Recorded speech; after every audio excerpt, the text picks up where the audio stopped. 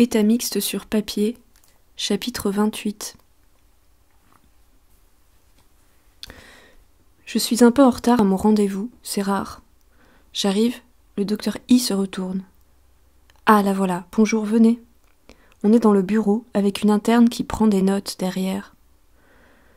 Docteur I, vous êtes venu finalement. Je n'étais pas sûre, comme vous m'aviez dit que vous vouliez arrêter le suivi. Oui, finalement je suis venue. J'ai annulé tous mes rendez-vous de ce matin. Je vous ai attendu. Je suis un peu étonnée.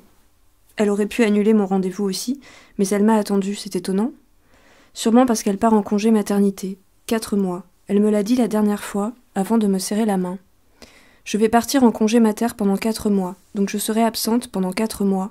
Mais vous pouvez demander à voir quelqu'un d'autre si vous avez besoin. Il y a le docteur C, vous le connaissez ? Oui, d'accord.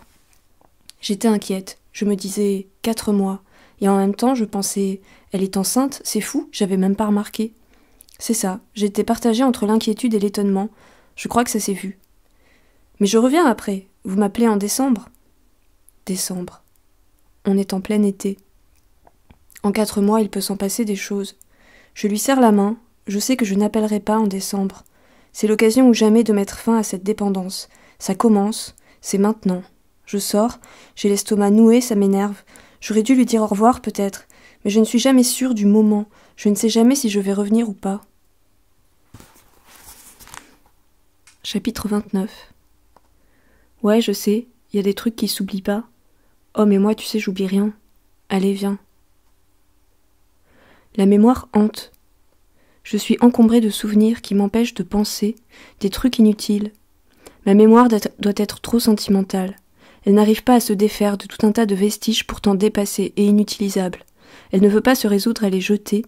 Elle se dit que, peut-être un jour, ça servira. Je me souviens même de ce dont je ne me souviens pas. Et c'est cette amnésie qui me hante. L'absence des souvenirs qui existent pourtant. Ils sont là, mais leur accès m'est refusé. Ma mémoire d'ordinaire trop consciencieuse se plaît à me faire croire qu'elle ne se souvient pas, alors que de ma tête à mes pieds je ressens l'impulsion électrique déclenchée par l'arrivée de ces brumes qui affleurent, que j'effleure seulement. Car tout s'évapore, alors que j'allais les toucher, j'allais presque réussir à définir les contours de l'infini. Tout se dérobe en se révélant, tout apparaît disparaissant, tout autour, tout flou, et noir, tout noir. Inconscient. Les réminiscences sont immatérielles, mais elles prennent corps en traversant le nôtre, sauf quand elles s'échouent à l'entrée de la conscience. Alors elles restent hors d'atteinte et deviennent des poussières qui se promènent à l'intérieur de notre cerveau, parfois si proches qu'on pourrait s'en saisir, parfois si lointaines qu'on les oublie totalement.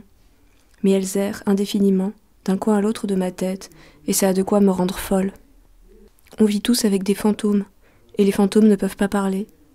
Alors ils font trembler les tables et claquer les portes. Je suis une maison hantée. Chapitre 30. C'est le mois d'octobre, et c'est le mois d'octobre aussi. Je suis seule dans une chambre, je range mes affaires après l'inventaire. J'ai terminé. Est-ce que je sors de la chambre ? Bon d'accord, je sors de la chambre. Je vais dans la salle commune, je passe devant la télévision, la table de ping-pong, le jardin, j'allume une cigarette. Une majorité de filles. C'est le temps des questions. T'es d'ici ? Pourquoi t'es là ? Les gens passent. Ils sont là depuis 2, 3, 4, des semaines. Mais c'est transitoire ici. Les gens passent, mais souvent reviennent. Tentatives de suicide, troubles dépressifs en tout genre, désintox, etc.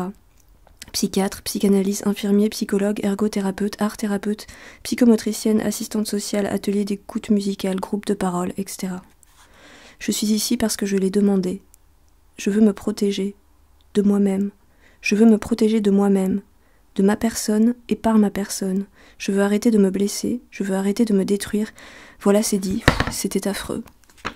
Qu'est-ce que je déteste employer ces mots-là, trop usités, usés, dénaturés, ces pseudo-formules, parce que je sais au fond que je peux faire mieux que ça, que je peux faire autrement.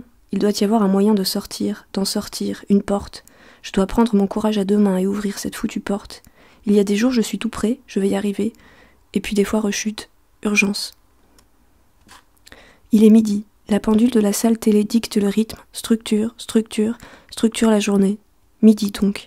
Attendre l'ASH avec le chariot, mettre la table, s'asseoir avec les autres, se situer par rapport aux autres, qui sont là tout le temps, qui envahissent l'espace, souvent intrusifs, parfois violents ou transparents, errants, tous trop présents ou trop lointains. Tous à table donc, distribution des repas, distribution des traitements, puis le repas. Une grande table avec tout le monde des patients, 3 ou 4 infirmiers debout, alignés sur le côté, qui nous regardent manger, faut s'y faire. Au début c'est plutôt étrange. Les repas silence, lourds de silence, quand on est tous écrasés, mal, tristes, épuisés d'être là. Les repas tendus, des provocations, de l'agressivité, des histoires, des menaces, des infirmiers insultés, de l'électricité qui se propage comme la rage. Les repas joyeux, rares, amusés, amusants, de la détente, des personnes désamorcées, des infirmiers sollicités et qui répondent, de l'autodérision, de la distance, de la légèreté temporaire, salutaire. Les repas perturbés par un événement quelconque, pleurs, évanouissements ou convulsions, colère, etc. Les absents, tous les jours, 1 ou 2 ou 3 personnes qui laissent une chaise vide. Ils refusent le repas ou ne peuvent pas le prendre, on les verra au goûter de 16h, ou pas. Le repas du soir, le plus difficile, quand je me demande ce que je vais faire ce soir. Aller dormir tout de suite, lire, dessiner, regarder la télé, discuter. Ah, rien n'a de sens maintenant dans ce lieu. Tout ce que je faisais avant, il y a longtemps, ailleurs, avec plaisir, tout ça je ne peux plus le faire. Tout est vide. Je suis vide. Les gens sont vides, ou trop pleins, c'est pareil. Alors quoi, rejoindre le groupe dehors qui fume des joints et boit du whisky, sniffe du pop en petit comité ? Quelquefois, en désespoir de cause, en ultime distraction, et puis tous ces soirs où je ne tiens pas en place, trop d'impuissance, absence de sens, énergie vaine, je me tape un sprint dans le jardin, je frappe dans le punching ball sans les gants parce que je ne peux rien créer, rien ne me distrait et je ne peux rien faire.